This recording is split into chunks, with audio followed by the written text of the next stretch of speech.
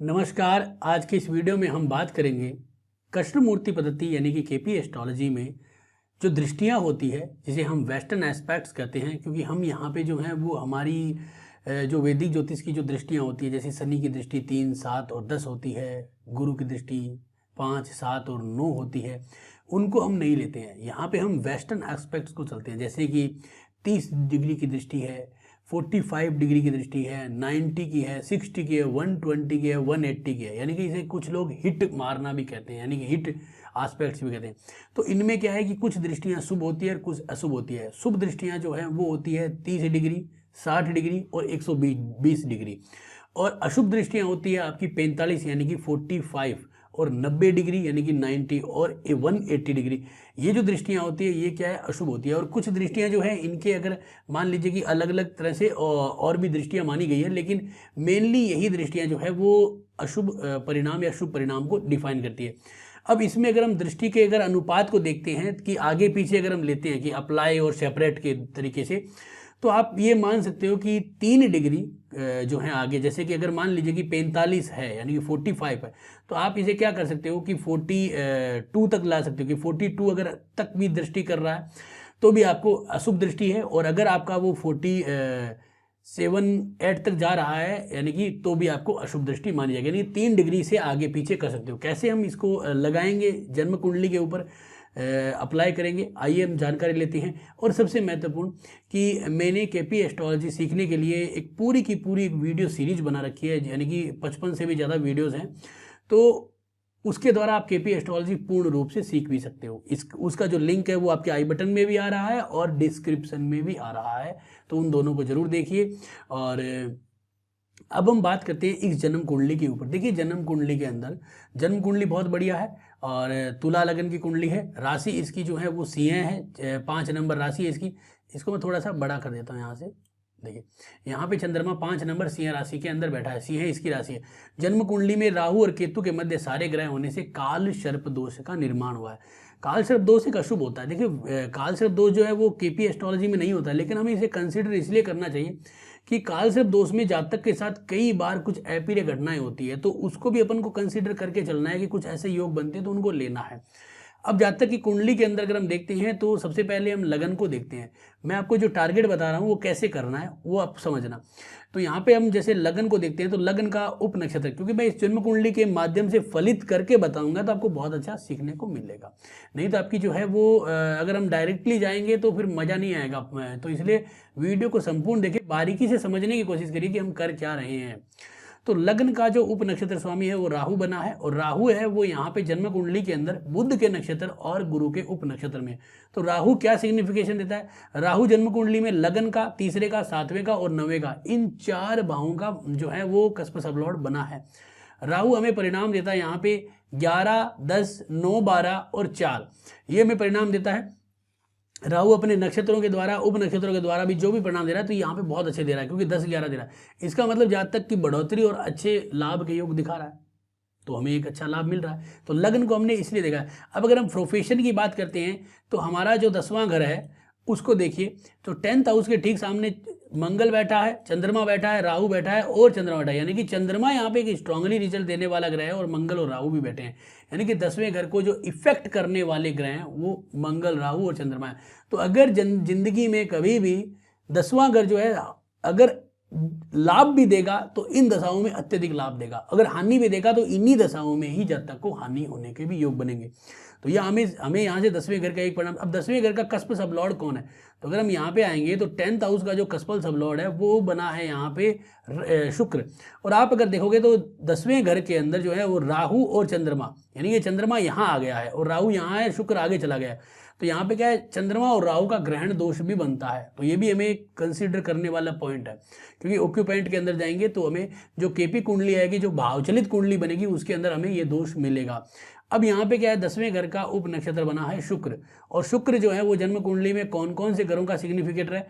शुक्र यहाँ पे 9वां घर भी दिखाता है और 8वां और पहला घर भी दिखाता है, यानी कि पहले और 8वें का मान लेकर 9वां घर में वो बैठा है। शुक्र चौथे घर का प्रॉपर्टी का और कर्म दोनों का कस्पल सबलॉर्ड है। तो शुक्र की दशा में प्रॉपर्टी और कर्म दोनों के फायदे और लाभ होने के योग बनते हैं।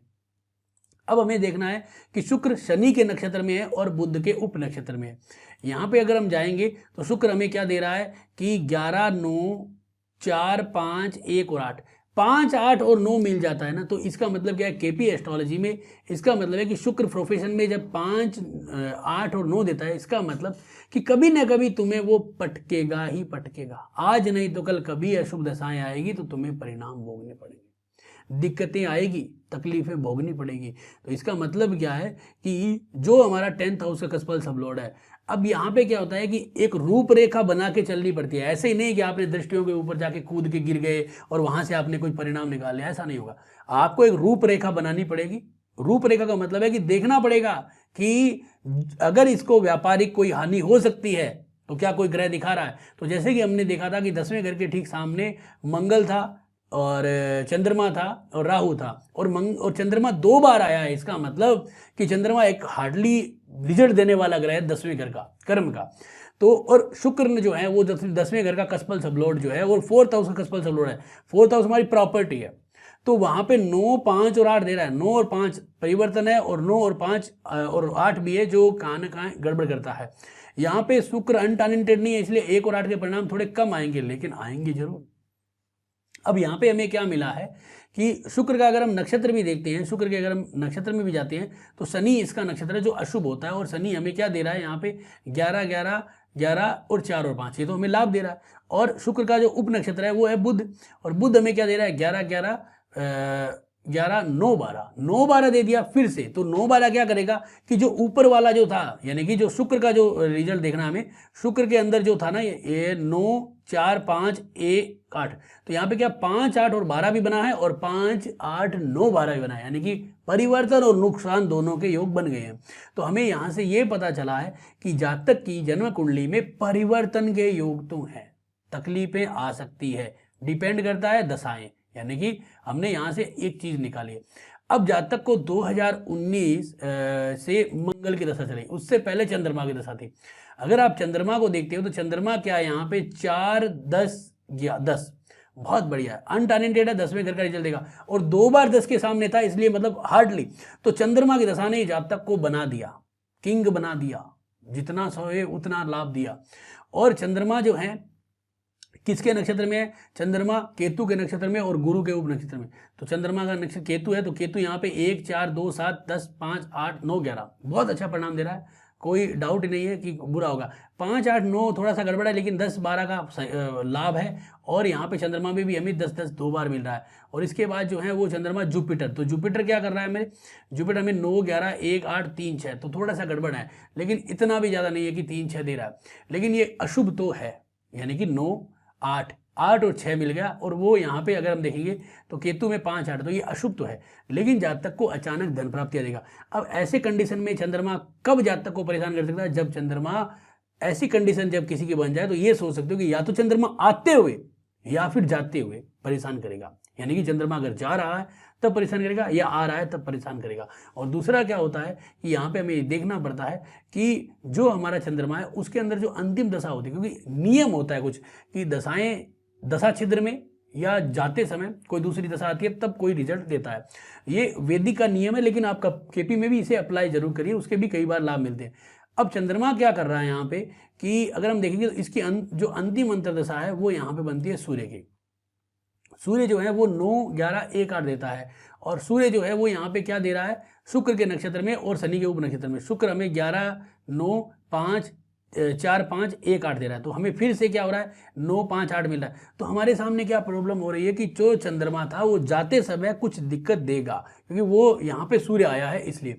अब इसके बाद जो था जैसा था चला गया, कोई बात नहीं। अब आई है हाल फिलहाल की बात, तो मंगल भी 10th हाउस के ठीक सामने बैठा है। अब मंगल जो आया है क्या वो इस अपनी दशा में क्या रिजल्ट देगा, और मंगल और चंद्रमा में भिन्नता क्या है। चंद्रमा भी धन दे रहा था, मंगल भी धन दे रहा है क्या, देख लेते हैं। मंगल भी 10, 1, 2, 7 बहुत बढ़िया है, कोई कमी नहीं है। मंगल किसके नक्षत्र में, मंगल राहु के नक्षत्र में और बुध के उप नक्षत्र में।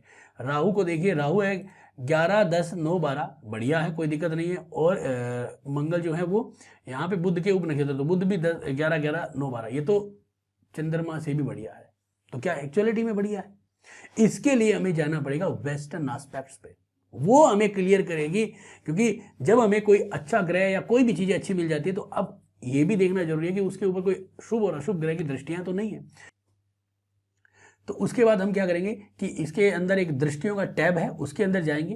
यहाँ पे ये रहा, इसमें आप वैदिक एस्पेक्ट्स देख सकते हो, यहाँ पे आपका वेस्टर्न एस्पेक्ट। तो यहाँ पे जब जाएंगे तो यहाँ पे देखेंगे तो सबसे पहले चंद्रमा को देखो। चंद्रमा पे कोई भी ग्रह की अशुभ दृष्टि नहीं है। शुक्र की 30 डिग्री की दृष्टि है, यानी 30 प्लस 31 है, तो 30 प्लस को मानते हैं तो बहुत बढ़िया है।